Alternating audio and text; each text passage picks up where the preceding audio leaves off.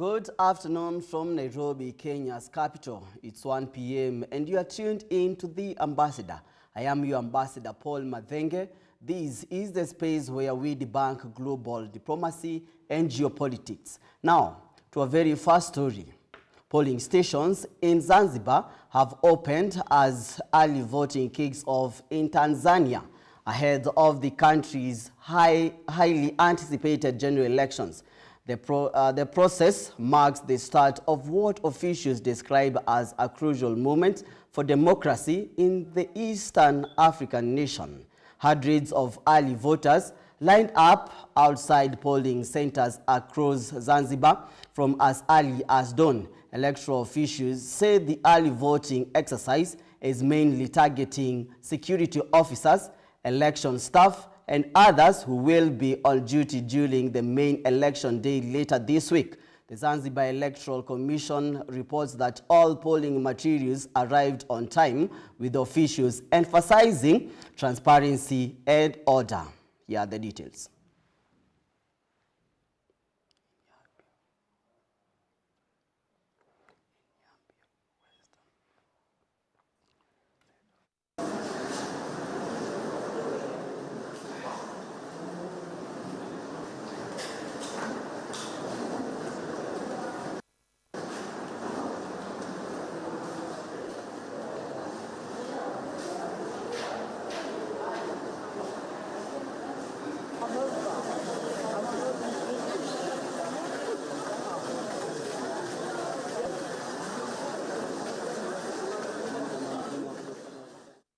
And now moving on, in Yambio, Western Equatorial State of South Sudan, communities united in a powerful celebration to mark a significant step toward peace. With the drums, dance, and joy, residents celebrated the officials' handover of the traditional hub, supported by the United Nations mission in South Sudan. This hub will be a safe place for dialogue, cultural exchange, and reconciliation among the people of Western Equatoria, as Davis Karani reports. This milestone empowers traditional leaders to promote peace and strengthen social cohesion in the region. For residents in Darfur, the hub symbolizes a fresh start, using culture to foster unity and peace. Since the office is for cultural issues, we hope it will serve a purpose for the community and resolve tribal conflict. This office will ensure that community leaders, women, and youth are empowered. The hub offers a safe space for mediation and dialogue, fostering understanding and cultural activities to strengthen community ties around the center. The freshly planted trees stretch towards the sky, each carrying a story of hope and renewal. The conflict that is surrounding us, because there is no respect for each other. But now we're coming together as communities. For sure, we are going to discuss whatever make people go astray in a very sincere way and very transparent. This initiative is a significant leap towards lasting peace and sustainable development, fostering positive change for everyone. This is our little effort which we are doing to ensure that these communities live in peace by constructing such a traditional hub. We know Western Equatoria is a multicultural area. We believe and trust that this area, this hub, will bring these people together to solve their common problem. It is believed that this nation, which has faced challenges of insecurity and absence of peace, will embrace the echoes of peace rising from within, from its northern side, eastern region, the deep region of western to the center of the nation in the Horn of Africa. Davis Karani for GBS News. And now moving on from South Sudan to Cameroon, President Paul Biya has been declared the winner of Cameroon's October 12th election, securing a fifth term with 53.66% of the vote. However, his victory has sparked violent protest, with demonstrators accusing the government of electoral fraud. Despite positive assessment from some observers, reports of irregularities continue to surface. Biya's decades-long rule faces growing opposition, leaving many to question the country's future stability, as Elvis Moyodi now reports. In Cameroon, President Paul Biya has been declared the winner of the October 12th election, extending his rule for a fifth term after more than 4 decades in power. With 53.66% of the vote, Biya defeated his challenger Issa Chiroma Bakari in a contest marred by allegations of electoral fraud and violent protest. The Cameroonian people, the youth of Cameroon, are demanding their victory by majority vote. We all know that Cameroon, the people, voted overwhelmingly for Issa Chiroma. Power needs to change because there are people who are 40 years old who have seen the same people. At some point, things need to change, to also give others a chance to share their ideas and for the development of the country. I don't understand why someone would take power and treat it as if it belonged to their family. Cameroon is not a kingdom, it is a country, a blessed, beautiful country, respected by all. We must preserve its image, whatever the cost. Security forces clashed with demonstrators in Douala, resulting in at least 4 deaths, while Chiroma accused the government of firing on civilians. Despite the presence of over 5,000 observers, civil society groups reported widespread irregularities, including ballot stuffing and dead voters still on the rolls. While the African Union praised the election overall, issues of transparency remain a concern. Biya's victory highlights both his political dominance and the weakness of a fragmented opposition, but it also exposes growing discontent, particularly among young voters facing economic hardship and political exclusion. At 92, Biya's health and leadership are increasingly questioned as he spends more time abroad, leaving governance in the hands of his aides. As Cameroon continues to face deepening crises, many are left wondering if Biya's enduring grip on power is a sign of stability or a ticking time bomb for the nation's future. Elvis Muyodi, GBS News. And now moving on, thousands in Cuba were today thrown into confusion as the government led by President Miguel Diaz-Canel compelled them to evacuate to safer locations due to the looming deadly hurricanes. The third most populous country in the Caribbean with about 10 million citizens has had a long, intense history of hurricanes, with the most recent case being the September 2017 Irma hurricane, which was the last Category 5 hurricane to make a landfall in Cuba. Will the nation led by the President Miguel be able to manage the natural calamities? Here are the details. It is no longer business as usual in the Republic of Cuba, a country of 10 million citizens. It is some distance, over 100 miles to the south of the island at this time to the mainland of Cuba is now bracing for Hurricane Melissa as it heads towards Santiago de Cuba, which sits as the second largest city, threatening catastrophic damage at a time when President Miguel Diaz-Canel's government is in trouble finding a solution to mosquito-transmitted diseases and other illnesses related to poor sanitary conditions. The potential life-threatening accompanied by flooding and numerous landslides has compelled the government-led vacatings of at least 900 people to safer Melissa is areas. going to do a lot of damage from what I see, so we're taking precautions because resources are tight. Since Monday, areas of Melissa grew from a Category 4 hurricane into Category 5, which is known to be the most dreadful, by winds up to 175 mph. Knowing the scary chronicles of hurricanes, the most recent being the September 2017 Irma hurricane that left thousands displaced, Cuba's National Civil Defense Agency extended hurricane warnings to the eastern Cuba in the provinces of Santiago de Cuba, Granma, Guantanamo, Holguin, and Las Tunas, as well as Comagil in the country's central region. Now, but the care is good. Other regions, including Ciego de Avila and Sancti Spiritas, are also on alert. Matthew Perez for GBS News. And now from Cuba to US. U.S. President Donald Trump met Japan's new Prime Minister Sane Takaichi in Tokyo during his Asia tour, their first meeting since her historic appointment as Japan's first female leader.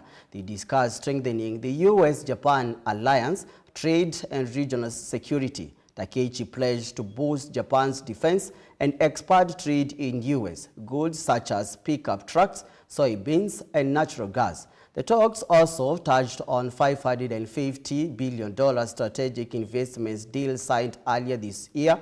Trump praised Takaichi's leadership and reaffirmed U.S. support for Japan's security and economic growth. The two leaders visited the U.S. naval base in Yokosuka and attended official meetings with Emperor Naruhito at Akasaka Palace. Here are the details.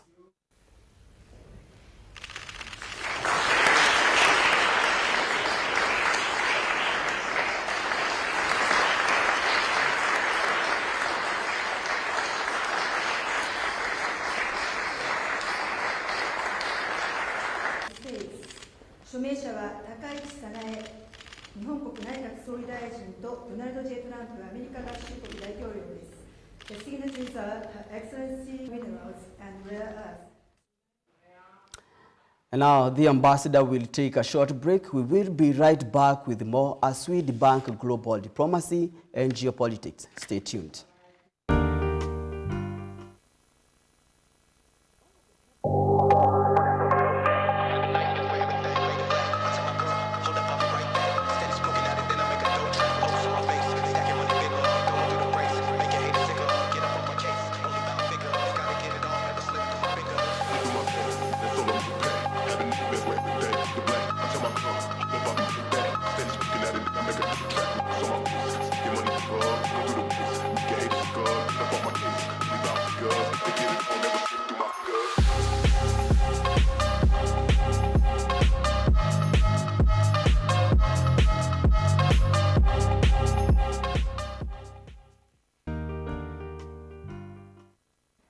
Hello kids! Today we are going to learn the story about Jesus feeding 5,000 people.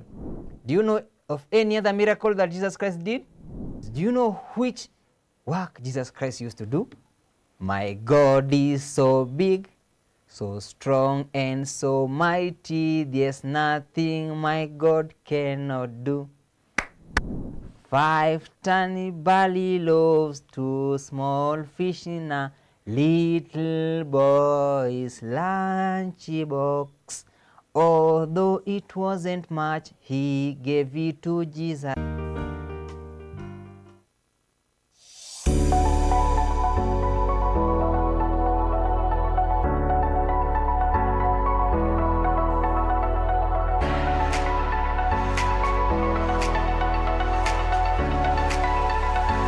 World Marathon.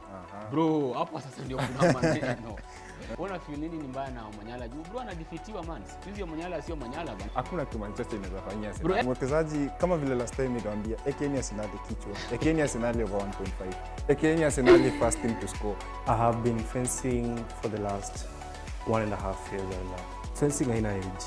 You can start as early as at a very young age and you can also play at a very old age. Kuna pale mshari represent Kenya yenye tunasema. The game yenye nilienda last ilikuwa junior championship na ilikuwa Angola. Fencing is a sword sport, but we don't call it a sword, we call it a blade. Ili kujua mengi, jiunge nami Omala Brian kwenye GBS TV Sports Sugu Show. This is where passion meets the game.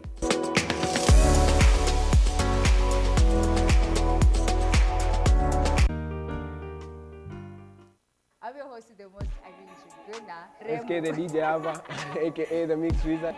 Don't call me MC Slingshot.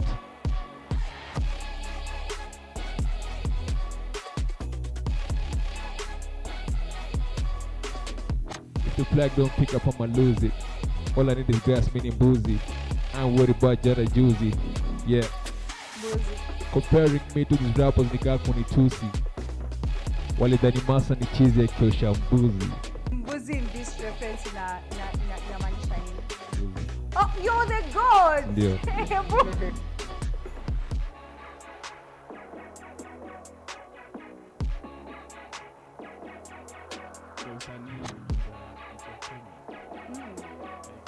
yote ya 7-8 hapo.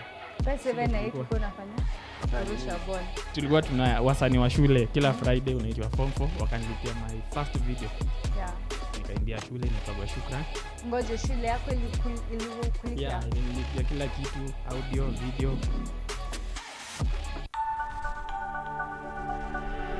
Everywhere, GBS.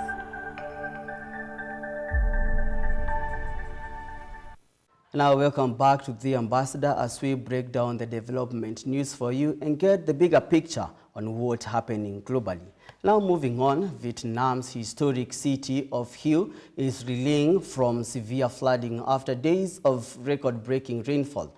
The former imperial capital, known for its ancient palaces and temples, is now submerged under muddy waters, prompting mass evacuations and emergency rescue efforts.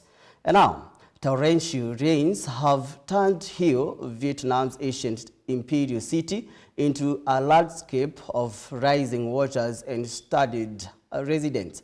In just 24 hours, the city recorded its heaviest rainfall in decades, overwhelming drainage systems and rivers that crisscross the region. Authorities say more than 10,000 homes have been inundated, forcing hundreds of families to seek shelters in schools and community centers. The Hue Provincial Disaster Office have issued warnings of possible landslide in nearby mountainous areas. The floods have also disrupted transport, with several key roads and rail lines cut off. Electricity and water supply in parts of the city remain unstable.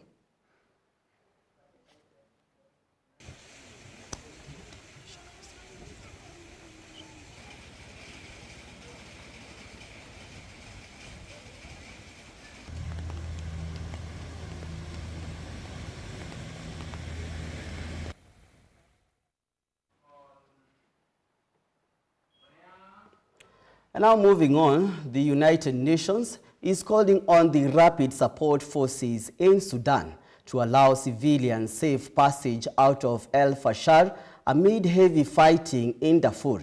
UN humanitarian coordinator Dennis Brown said hundreds have managed to reach areas near Tawila, but many others fleeing the city are being held for ransom by militias.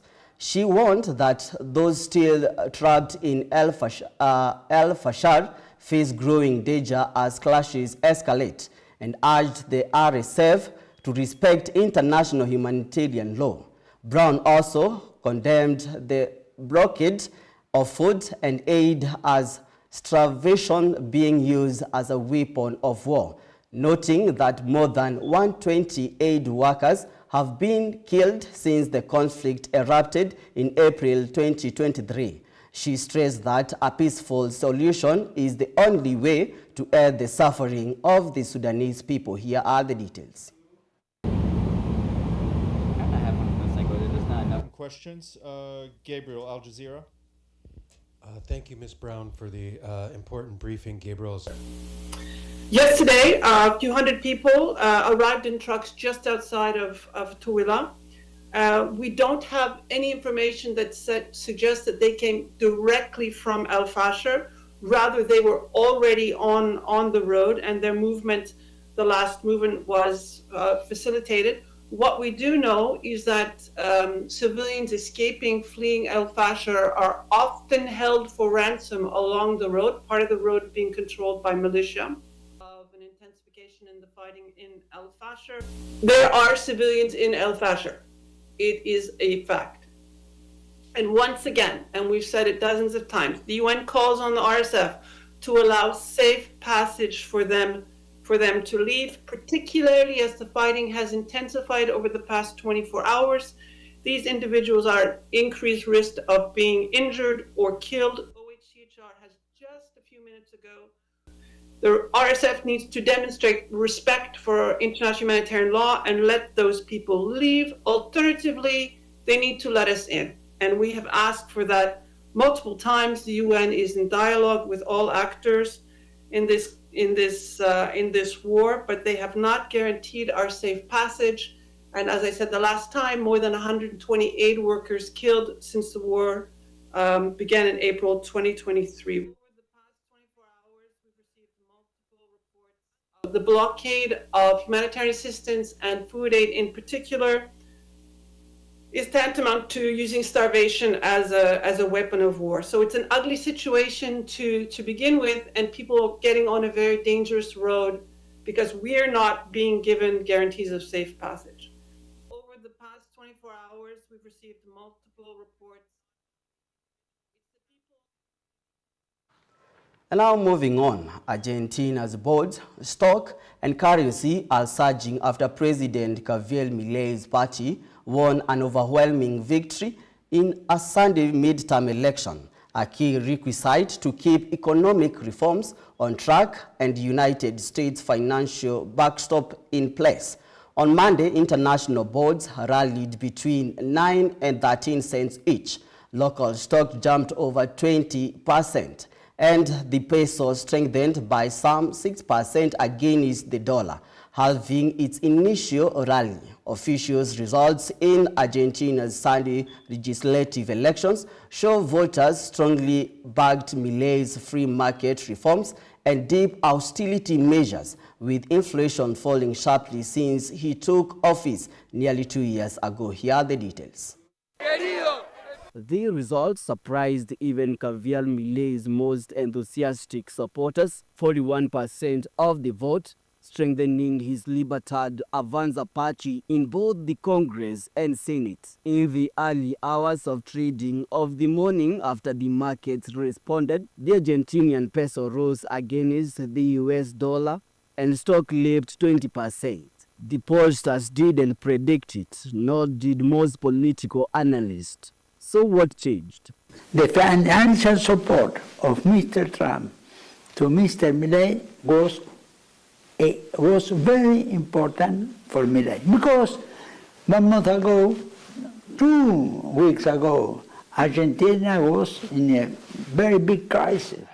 He is talking about a heavy defeat in political elections in the populist Buenos Aires province and several high-profile corruption scandals. But that defeat was reversed. Many ignored the scandals, and that special relationship a key factor. Because that was a big win in Argentina. I want to congratulate the victor, and he was a big victor, and he had a lot of help from us. The US is offering Argentina a $40 billion bailout, but only if Milei won. For stability, because inflation has come down after so many years, which keeps people poor and wages have not kept pace with their needs. But now we will move forward. A 68% turnout was the lowest for generations, which many analysts interpret a loss of faith in the politicians, both those in government and in opposition. Fire! Meanwhile, the opposition is reeling. Pensioners and those in the beloved education and health sector continue to protest, seeing no hope of improvement. It's hard to expect any significant increases in the productivity of the economy. It hasn't happened over the last 2 years, and I don't see reasons for expecting that in the next 2 years. 2 years for Javier Milei with his powerful backers to fully implement his economic policy. And now, Stockport country stormed to a 3-0 win over Port Vale in a one-sided league, one clash rather. The visitors took control early with 3 first-half goals that silenced the home crowd. Port Vale struggled to match Stockport's intensity and failed to make an impact. The victory lifted Stockport to the top of the league on the table as their title push continues. The match began with high energy from Stockport, who quickly set the tempo with sharp passes and confidence. Nathan Lowe broke the deadlock with a powerful strike, leaving the Vale defense stunned. Just 10 minutes later, Cale Wharton doubled the lead with a well-placed finish from close range. Port Vale tried to respond, but Stockport midfield control and pressing kept them on the back foot. Here are the details.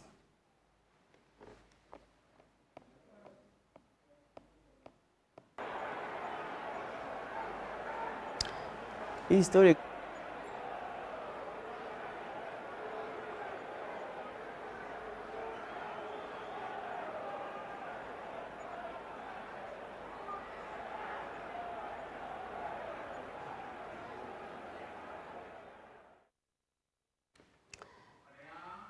And now that's our time on The Ambassador.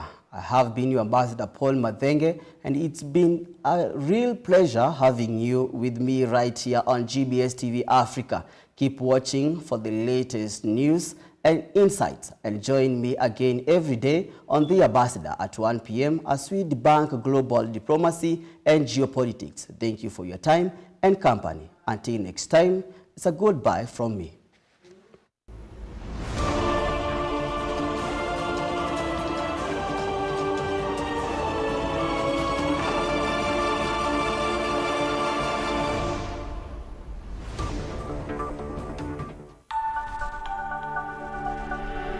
Everywhere, GBS.